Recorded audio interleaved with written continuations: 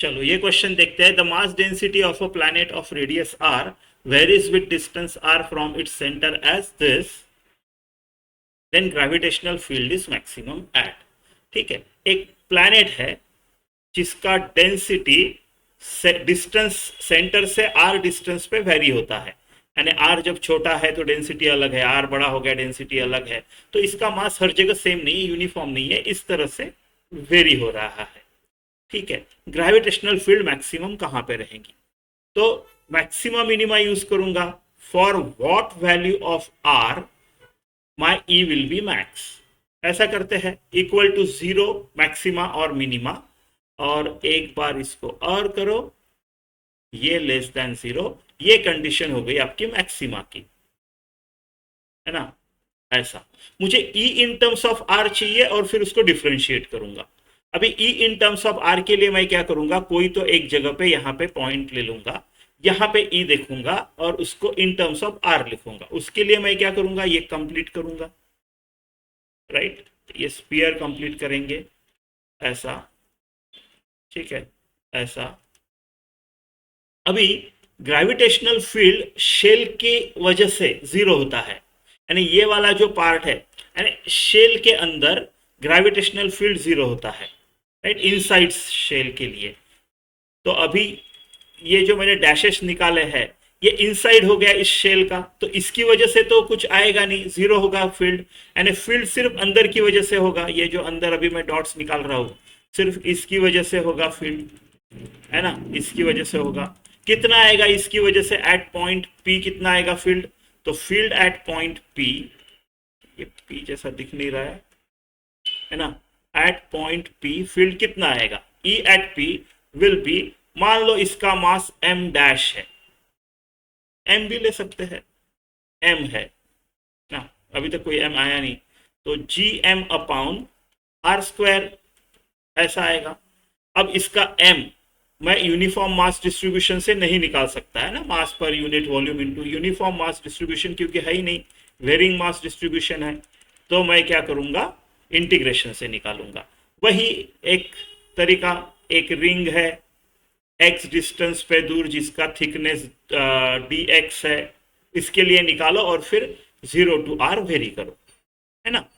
तो m जो आएगा उसको कैसे निकालेंगे, पहले तो इस रिंग का छोटे से का dm निकालना पड़ेगा। वो जो dm होगा, x डिस्टेंस दूर, ठीक से दिख नहीं रहा है, ठीक है, ये x डिस्टेंस दूर है और इसका थिकनेस dx है, ठीक है,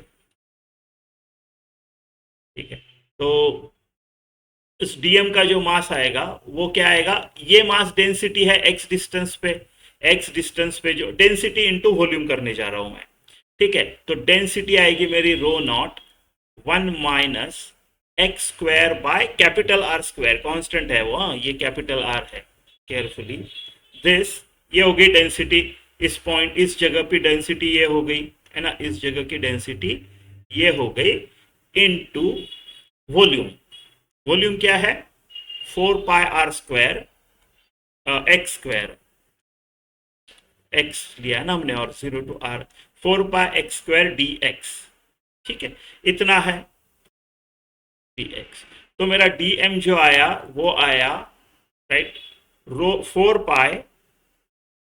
4π, मैं सारे कॉन्स्टेंट्स एक जगह लिख रहा हूं, rho nought, right, x square minus x⁴ upon r square dx, ठीक है, ये dm आया। ठीक है, तो मास कितना आएगा, मास के लिए मैं क्या करूंगा, इसको करूंगा इंटीग्रेट पूरा का पूरा r तक, है ना। तो मेरा जो m आएगा वो आएगा 4π रो नॉट, तो कांस्टेंट है, और फिर एक्स स्क्वायर का इंटीग्रेशन क्या आएगा, x³ 0 to r करो, r³ तो पहले का आएगा मेरा r³ और ये क्या आएगा, r⁵ अपॉन r⁵, और ये r⁴ वैसे का वैसा। ये r⁴ क्यों है, ये r स्क्वायर है, सॉरी, ये r स्क्वायर है, r²⁵ ऐसे आएगा मास, ठीक है। तो फील्ड कितनी आएगी, अब मास निकाल लिया, फील्ड कितनी आएगी वहां पे, ई एट पी जो आएगी वो G M upon R square, ठीक है। G M upon R square.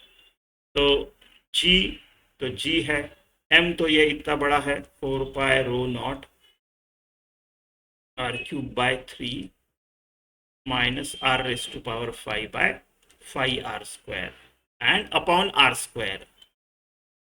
ठीक है, तो ये आर स्क्वायर कट जाएगा और ये आएगा G into 4 pi rho nought R upon 3 minus R cube by 5 R square, ऐसा आएगा।